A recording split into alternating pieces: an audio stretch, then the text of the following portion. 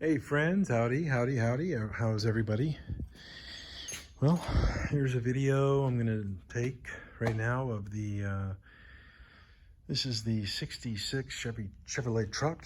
As you remember from the previous videos and previous pictures and me talking about it, it's coming together quickly, just like I knew it would. And got some things done in the rear over the past couple of days. Got the springs in, the shocks on, the new U-bolts in, into the reconditioned control arms, and get this thing out of here. Bye. Absolutely. Don't need any more dead weight.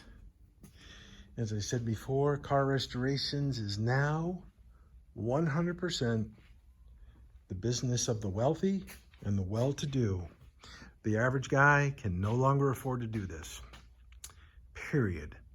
And I can't afford to meet the average guy's budget. You know why?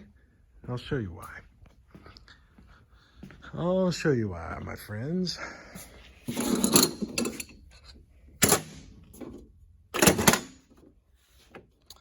Sandpaper. One of these is $3.26. One piece of 3-inch sandpaper. The 2-inch sandpaper is about $2.65. These buffing pads, I can't remember the price, but I don't use them that much. That is right there why this kind of work is so expensive. Here's another reason. Rattle can spray paint, $17. Green zinc phosphate primer. This is all good stuff. This is all top quality materials. This right here is about the same price. Tools, a lot of money.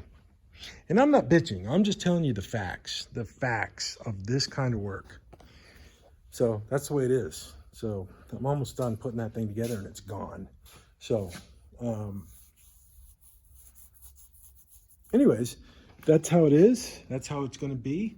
And 66 Chevrolet is almost getting out of here. So there's something here that's a little bit perplexing. I want to just share with you.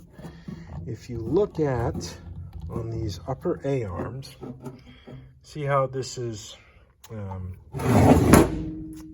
This is concave. Okay, the axle that the A arm rides on. I can't remember what the deal is in this because my friend Mike, he wanted to pull these apart.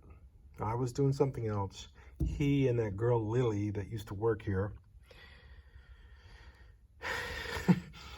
they pulled this apart, and the little bushing slash I don't know how to even describe it. It's like a bushing washer that fills that. Okay, and you know, you can't put this on like this. It can't go on like that. It has to go on the other way. You know, this thing spins around. It has to go on like this.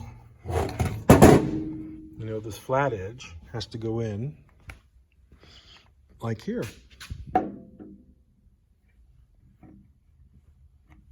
It's kind of hard to do because I got that wire. But this is how it has to go in, right there. So I've got to reconnoiter these little bushing tabs. I can't put this together like that. And the nut is not designed to go on like that. It has to have something there. So I think in the barrel, the barrel of parts for this vehicle in the office has those in it. Because I got to get in there and get the lug nuts out to put this thing together. You know, put the tires and the wheel tire wheel assemblies on it. And then get the spring compressor, compress the springs, put those in. And there's a couple of bolts like in here that holds the K-member on. A couple of those broke. So I've got to source those. I bought them, but they're the wrong ones. And so I got to go back and get the correct ones. It's all little stuff, little small, you know, processes and things that it just has to happen. So that's what it is. That's the status on this. Get it done here in a couple days and get it on out of here. Cheers.